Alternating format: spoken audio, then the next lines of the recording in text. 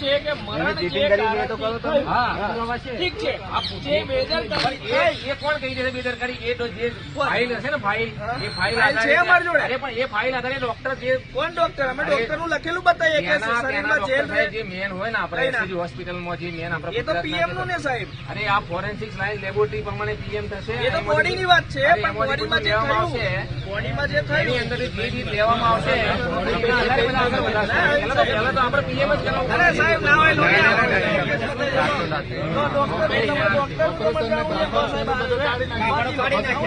અરે પણ જે બી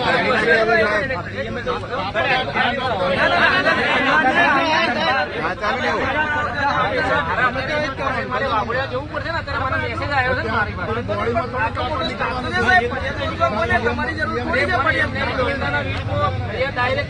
સુપ્રીમ કોર્ટની ગાઈડલાઈન છે, ગાઈડલાઈન 2005 ની છે સાહેબ. અત્યારે અહીંયા ગાડી આપણે વાત્સલ્યમાં 2 વર્ષ પહેલા ડાયરેક્ટ છે ને આપણે ડોક્ટર પર ફરિયાદ નોંધાઈ હતી. 2 વર્ષ થયા. તો આ તો તમારું જે હાઈકોર્ટ સુપ્રીમ કોર્ટ નું જે ગાઈડલાઈન છે તો 2005 ની છે સાહેબ.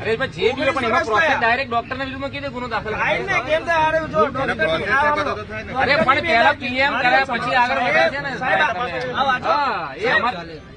ડોક્ટર ની બેદરકારીથી મૃત્યુ થાય તો શું પોસ્ટમોર્ટમ થયા બાદ જ એફઆઈઆર થઈ શકે કે પહેલા કરી શકાય? તો જો આ લખેલું છે, ડોક્ટર અથવા કોઈના બેદરકારીના કારણે મૃત્યુ થાય તથા એફઆઈઆર પોસ્ટમોર્ટમ પહેલા પણ નોંધાવી શકાય છે.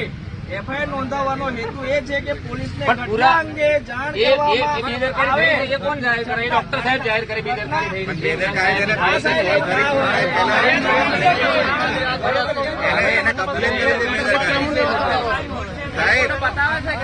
એને બેદરકારી સાહેબ અમે આ બધું થઈ જાય, અમને ખબર છે. જાહેરાત અમારે ફરિયાદ આપવી છે. અમારે એક આ દેશના જાગૃત નાગરિક તરીકે નાગરિકની હકમાં આવે છે સાહેબ કે નાગરિકે જે બી ફરિયાદ નોંધવી હોય જેને ફર્સ્ટ ઇન્ફોર્મેશન રિપોર્ટ કહેવાય એ પોલીસે નોંધવામાં આવે. જે પ્રોસેસ છે તો પેલા પ્રોસેસ સાહેબ લેખિતમાં છે તો કરવી પડશે ને. મારા તમે જાહેરાત આપો. એ બધું તો સાહેબ એફએસએલ નો રિપોર્ટ 4 મહિને આવશે. અમારા ગ્રુપમાં ડોક્ટરો બી છે, લોયરો બી છે. હું તમને કહું છું બધી તમારી વાત છે. તમે આવો એમને નહીં આવેલા વાઘોડિયા આપણે જવાનું છે ને. મારા પીએમ તો કરવું પડશે ને.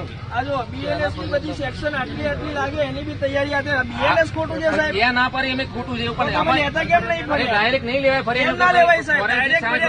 સાહેબ ફરિયાદમાં હું હોય ડાયરેક્ટ લેવાની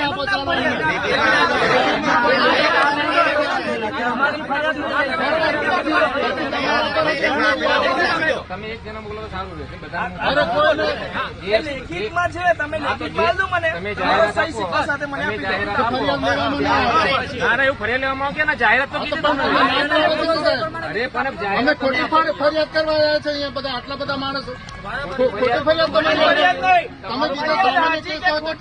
તમે તમારા એમાં નથી આવતું કે ફરિયાદ સાચી કે ખોટી જાહેર કરવાની કે એને જજમેન્ટ આપવાનું કામ તમારું નથી કે નથી અમારું. એ કામ કોર્ટનું છે.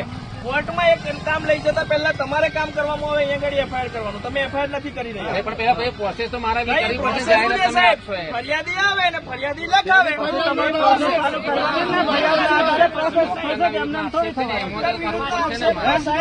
ફરિયાદના આધારે પ્રોસેસ ચાલુ થશે. તમારે ફરિયાદ તમે એફઆઈઆર લીધા વગર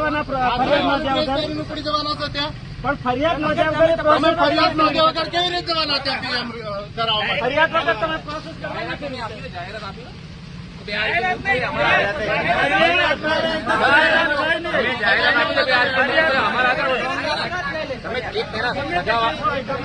એના સગાવાલા વારીવાળા તમે જાહેરાત આપી. બધા સગાવાલા છે અમે આપી પણ તમે એફઆઈઆર કરો પેલા. જાહેરાત તમે આપો ને પછી કઈ રીતે અપાય?